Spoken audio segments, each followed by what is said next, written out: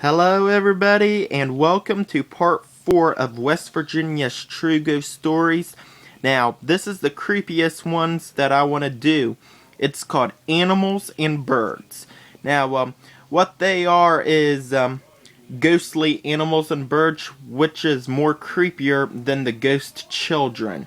Because some nights you'll see some scary animals that were never seen before, or just apparitions, or some kind of weird noises that's going on right here. Well, I want to share all of you the stories of what's going on with the ghost animals, starting off with the Tortured Sparrow. More than 100 years ago, before the Civil War and when the section was still part of Virginia, there came to these parts a man from farther south in Virginia with his family, his wife, and his son Chappelle with his mother-in-law. On the east side of the river of Falls Bank, which is known as Indian word Monongahela, was a village known as Palatine, but now part of Fairmont. South of Palatine, up at the end of the Monongahela River, a short distance of the man whose name was Strode, purchased a steep and wooded trace of land across from what is now 5th Street on the flatbed below Palatine Knob, but built a log house.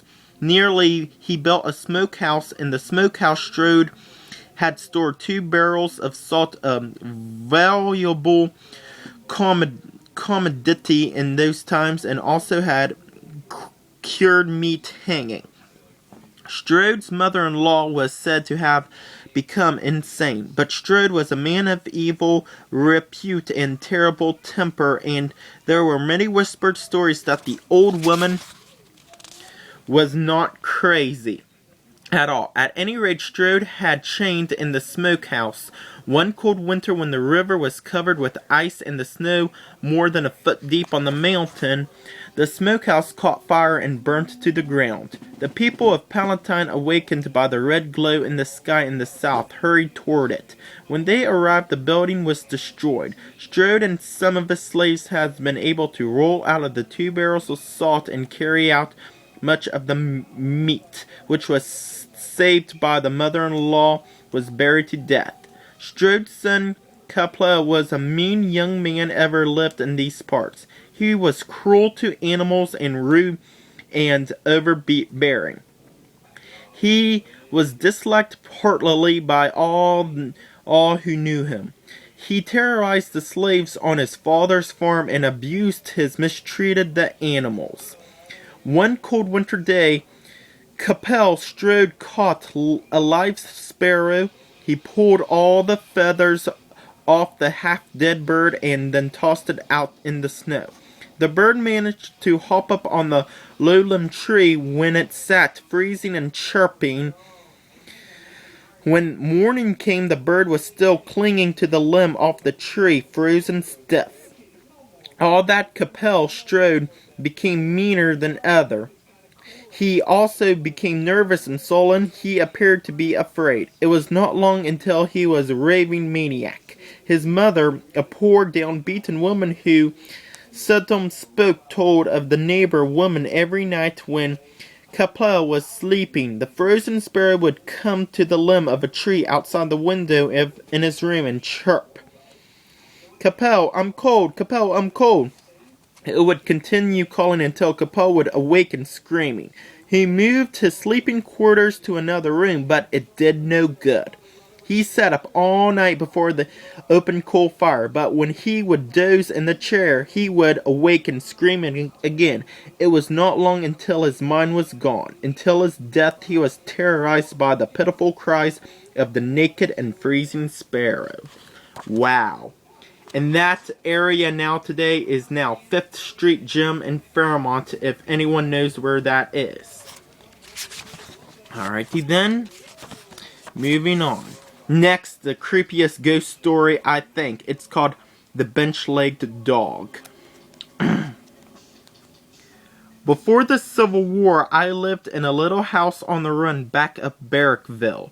Once I saw a passing not far from a house. I saw a heavy-bodied, bench-legged dog standing on a big flat stone by the side of the path. It had its bristles all up, was showing its teeth, and acted like it was going to attack me at once. I was 5 or 6 steps away, and I had nothing to fight with. I stomped my foot and I said, "Get out," but it paid no attention.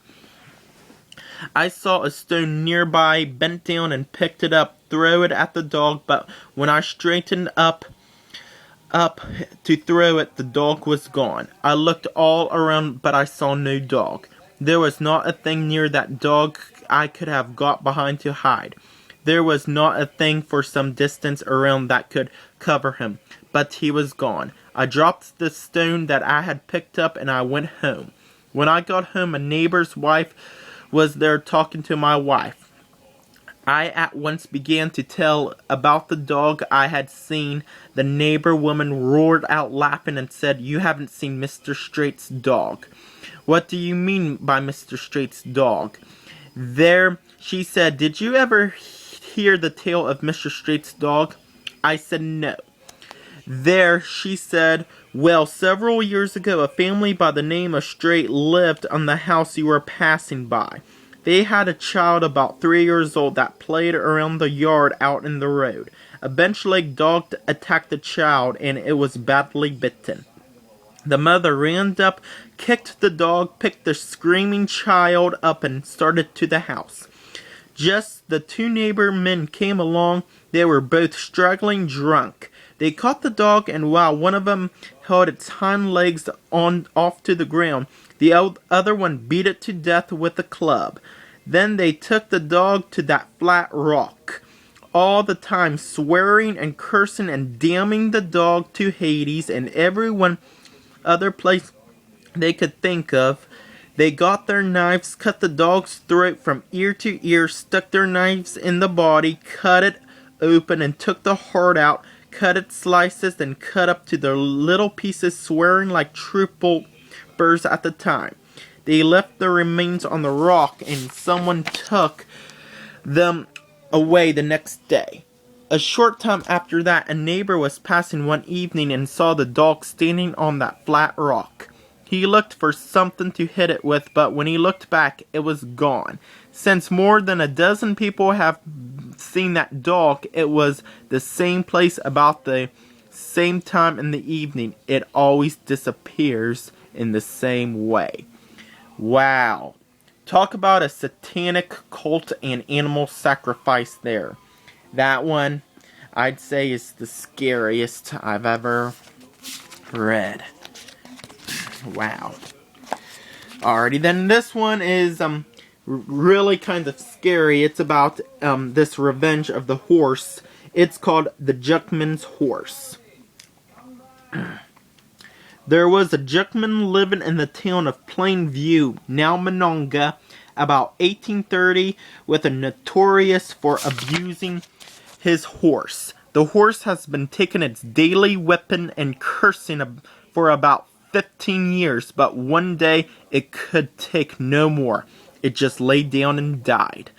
This only made the Junkman angrier. He kicked and beat the dead horse until the townspeople came and dragged him to stay in the town jail until he calmed down. After that, people could hear the old horse pulling the junk wagon down the street every moonless night. On several occasions, the horse was seen walking down the street where the Junkman lived. Then one dark night, the town was awakened by the trampling of the horse's hoofs and the screams of a man. When the people got to where the sounds had come from, they found the Junkman's dead in a sand pile. They have been killed by the horse, but no tracks were found in the soft sand around the body. The only body itself did the hoofprints show. The Junkman's horse was never seen or heard again. There is no doubt in people's minds to what they have happened. The horse has gotten its revenge. Wow. See what happens if you own a horse like that and you beat it to death? It'll definitely gain revenge. Now, one more on the ghost stories. Ghost animal stories. This one is called The Strange Chicken. One night, my grandfather and his family were riding home in their buggy.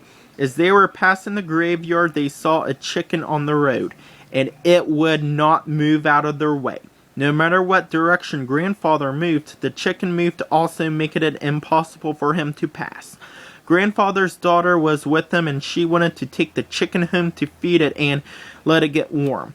They took the chicken with them, and arriving home, they put it on the mantle in the same room with the new baby that could get warm. Grandfather, grandmother, and their daughter went to the kitchen and got something to eat. While they were eating, they heard a strange voice of the living room saying, "I want something to eat." They knew it couldn't have been the baby because it was too young to talk. They went into the living room and they saw the chicken sleeping contemporary. They suddenly saw the chicken and said, "I want something to eat." They frightened the grandparents, and grandfather promptly grabbed the chicken and cut off its head. The next day, the grandfather passed the grave of one of his relatives and saw the gravestone a large spot of blood. As he came closer to the grave, he saw that the blood flesh. Grandfather was sure that the chicken had been his relatives in disguise. He reasoned that when he had cut the chicken's head from the body, he had caused a spot of blood to appear on the grave marker. Wow. So the chicken was actually trapped inside the dead relative's body, which is kind of creepy. Well, that's all the ghost animal stories that I told you. Some creepiest ones that really scared me while I was reading it. Well, there you have it. The next part will be the coal mining ghost stories, which is pretty scary. Some have headless stories and other things. Well, I want you to stay tuned for more.